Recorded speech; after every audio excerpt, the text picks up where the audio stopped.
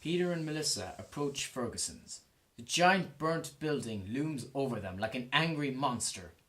But what caught their attention was the military soldiers in black trucks outside the gates. A soldier walks up to the van and interrogates them. "I'm sorry, folks, but this site is off limits to the public." "What's going on?" "That's classified, ma'am, and I'm afraid you have to leave." Melissa notices the letters SCP written on the soldier's uniform. Underneath it were the words Specialist Containment Procedures.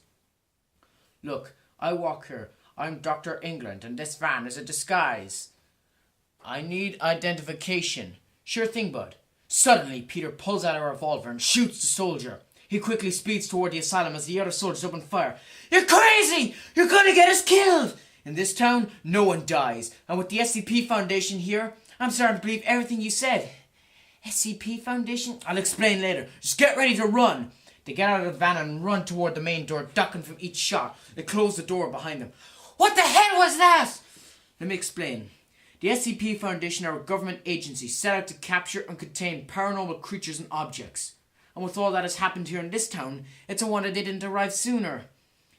"Yeah, well, let's hurry before they get in here." "What is this place? It looks nothing like the images I saw. It looks like a maze." "I think we are in trouble. Something obviously happened here. It explains why the MTF haven't followed us." "Oh, great. What did you get us into?" "Hey, you were the one who wanted to come here, so lead the way." "Yeah, but you made the SCP Foundation come after us, which wasn't part of the plan. But anyways, fine. I'll lead the way." The building is a dark green colour with black liquid all over the place. Every sound made a deep echo like a train moving slowly on a track. Peter and Melissa continue on until they come across a cell with a man inside. "Hey, are you okay? Is there anyone else here?" "It's just me here alone with my rum ham." "What's your name?" "Patrick Ferguson. I spend my days writing audio dramas and doing voiceovers, and I'm telling you, you gotta try this rum ham. It will change your life, like it did for me. I'm Mr. Buddy Kruger, video or film. Or audio drama." Peter whispers, "Melissa, what should we do with him? He's crazy." "Yeah, but what you said is true. Then we have to help him." MBK slams himself against the bars and looks through. "Here's Paddy." "You know, my father put a knife in my mouth once and said, 'Why so serious? Don't have enough rum ham?'" MBK backs away from the door while staring at Peter. "Did I ever tell you about Horror Amino? It's the best app ever. You can vote on polls. Yes, they can do that in 2018. Whoever thought it possible?" "Look, Patrick, we're looking for answers as to what the Foundation did to this place. Do you know anything?"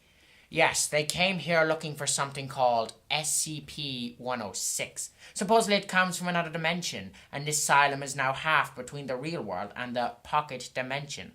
The Foundation used prisoners like me to lure 106 out so they can contain it." "Why are you here? What did you do?"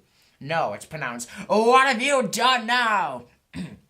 Anyways, I'm here because I'm Laughing Jack, and I have a thing for killing kids." Melissa opens MBK's cell. "Help us find this SCP, please."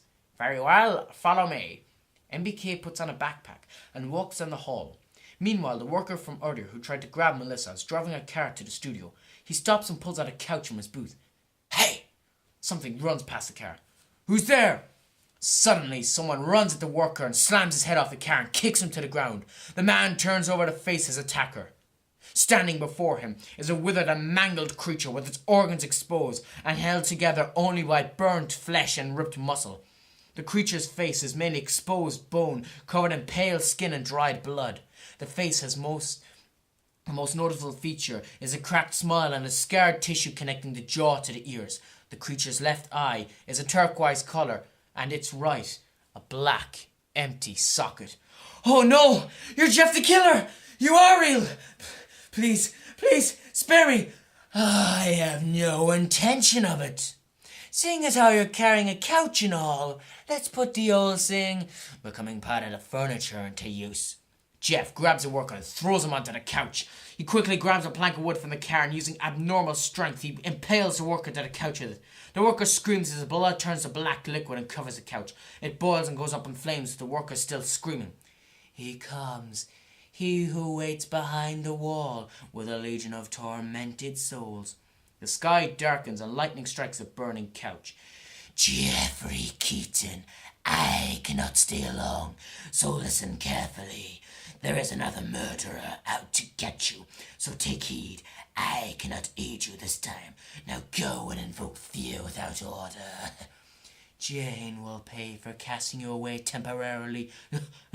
Until then, I know exactly who I'm waiting for and where to meet him. But first I have some unfinished business. Jeff looks at the ugly wreck of Ferguson's asylum in the distance. As the couch stops burning, Jeff talks to himself for a bit. Too many people have evaded death. Jane, Toby, Jennifer, and Brad. But you, Melissa Parks, will go to sleep for good. Back at the asylum, MBK and Peter reach a dead end in the hall. What now? Suddenly, a black creature with the face of an old man rises from the mountain. Oh shit!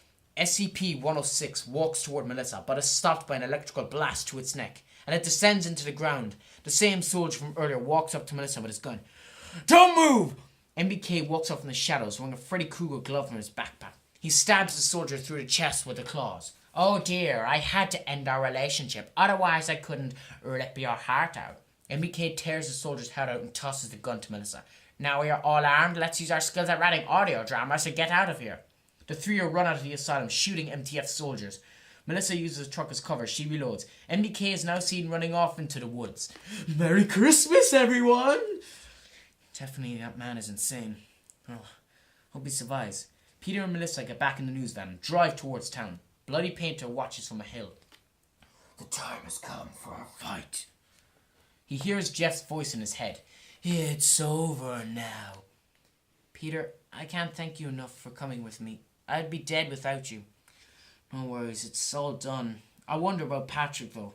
I hope they don't target him. I guess we will never know unless we meet him again. And you know what, Peter? This experience made me see the life I should cherish. This will be my last report. I'm going to quit reporting and maybe start a family with my husband. Good luck. Peter turns on the radio. Breaking news. 2 murders have taken place this evening. One of them thought to be done by the infamous Jeff the Killer, while the other is unknown. But both men who work for the Channel 5 News, which is now under investigation. The military have announced they're scouring the town looking for 2 people from the station who killed soldiers. As well as this, they are here to capture Jeff the Killer for themselves. Oh my god, we're screwed. We need to hide. I guess you're getting your wish of quitting your job. Anyway, let's stay in my place till this dies down. Those men were my colleagues and now they're both dead. I think the other killer was your attacker. A helicopter flies overhead, just missing the van by the blink of an eye. Peter and Melissa arrive at the house and hurry on side. Dried blood from the attack on Peter still smear the ground in a smiley face shape. I hope to live to see my son. A loud bang is heard from the kitchen. And suddenly out walks Jeff holding a steak knife. Sorry to keep you waiting, Melissa. I was busy murdering your friends. But now I think I can make up for it by killing both you and Peter. In a way, I'm doing the cops and the MTF a favor. I'm not scared of you anymore. You're pathetic. You died 3 times. How dare you, bitch? I'll slice you the way I slice your colleagues. Melissa, run. Get to the van.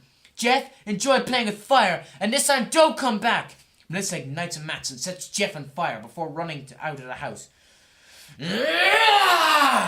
No, enough. I'm done playing games. It's time to slash these assholes into itty bitty pieces.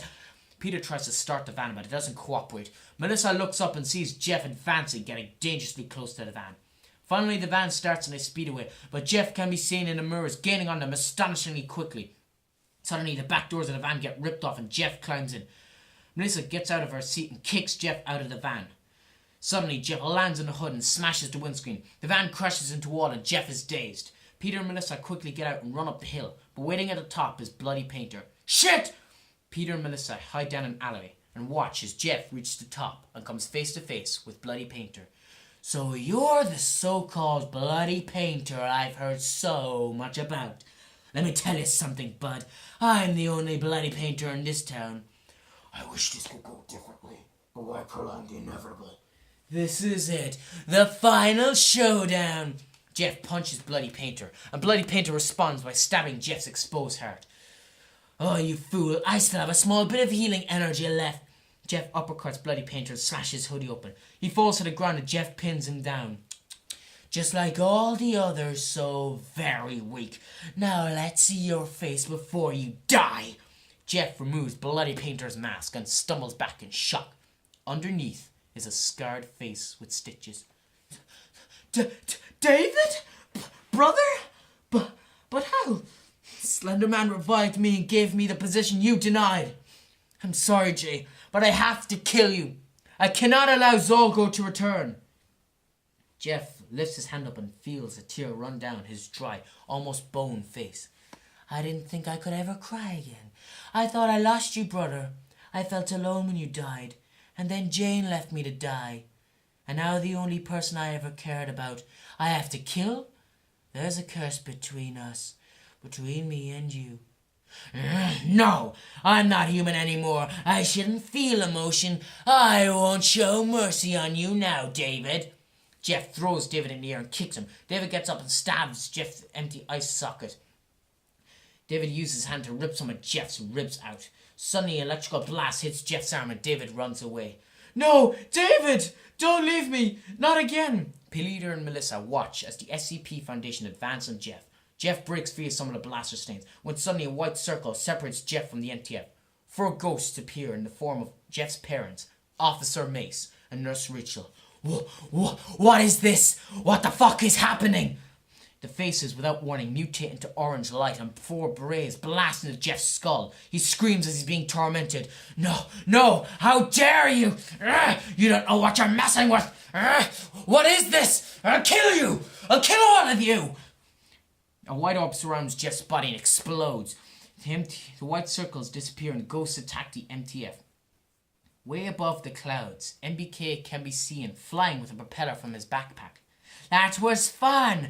Come back again real soon and don't forget to like, comment and subscribe, or I might make a joke. Out of nowhere, a helicopter flies next to MBK. Piloting it is none other than David Near. You know, the definition of bullshit is when you're a voice actor recording audio in a helicopter, but some asshole is flying by with a fucking propeller. David Near flies the helicopter into MBK, and suddenly Melissa wakes up. She finds herself paralyzed with fear. I can't move! A faint, turquoise light can be seen in the dark room. It moves forward, revealing itself as Jeffrey Keaton. Jeff sits on the bed looking at Melissa. You weren't dreaming. You were just remembering the last 2 days. It's funny how you look at me now and don't want to mess around anymore, isn't it? Jeff, please!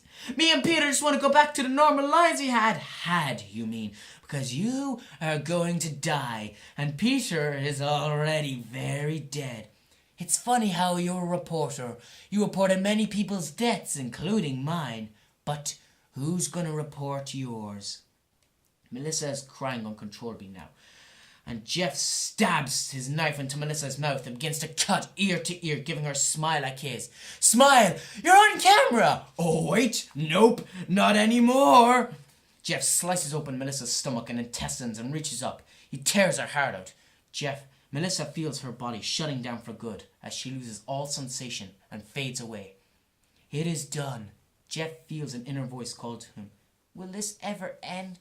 I made you strong, Jeffrey. I won't let you die. Jane and David may have abandoned me,